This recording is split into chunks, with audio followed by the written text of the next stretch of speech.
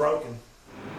Well, I know this is going to be a shock to several people, but this thing is busted again. It's back in the shop. We got to work on it again. So I was out here mowing this thing last weekend, and I was running it pretty hard. Had a lot of tall grass to go through, so I was working on the front yard with it, and it's coming down towards the house, and all of a sudden I just stopped dead in my tracks.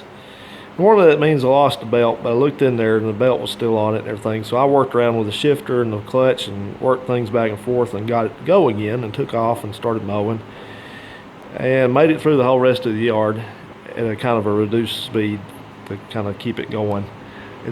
So I didn't know. I thought the belt might have lost, trying to lose the belt again, which is way early for that. Usually I get at least a month between belt changes, but I took the cover off of it, started up, took the cover off of it, and looked down in there, and the variator is normally in there. It's not now. It's over on the bench because it broke. I was watching it, and occasionally it would make this horrendous noise while it was running, and I'd watch the variator, and the variator would slow way down and speed back up, slow back down, ever so it was consistent with that noise it was making. So I took it apart, and this is the variator. This is the variable speed pulley, and this thing is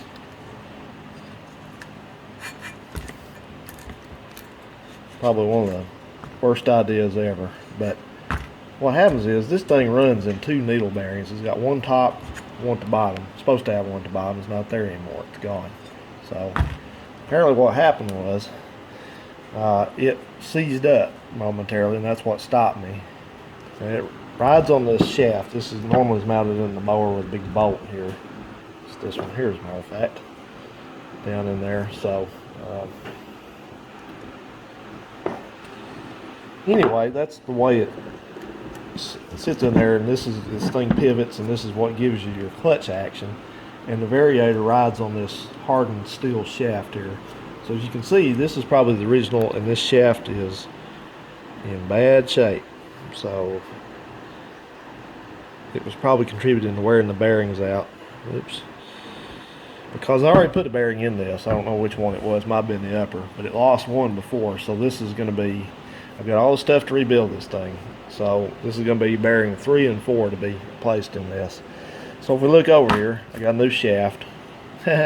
Insert joke here for it to ride on. Insert another joke there. And we have another top to bottom. We have a snap ring. We have a nylon washer. You can see what kind of shape the old one was in. The 2 needle bearings. We have flat washer. These are actually switched. This one was up top. Doesn't matter, but the top one was okay. It wasn't in too bad a shape. And then you're supposed to have thrust washer here. It's long gone. Never saw it. So it's been gone for a long time. And then the they might have been switched, might have been like that. Anyway, either way, this flat washer, you can see the variator is riding on it. Tore it all up. And that's it. So, anyway, I'm going to rebuild this thing, put it back together, and that's not all of it.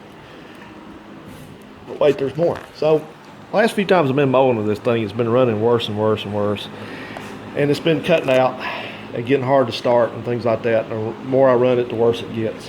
And so, I don't know what's wrong with it. I took the carburetor, cleaned up the carburetor, seemed like it was fine. So, checked the gas, didn't have any water in the fuel, but drained it all. So, either way, don't know. Just trying to keep it going a little bit longer. So, I picked up one of these new cheap coils for it. I'm going to throw a new coil on it. Hopefully it makes it. And boy, this thing is about done. So, anyway, I'm just going to put the variator back together and put it on here, and we'll see if it works. Hope it does.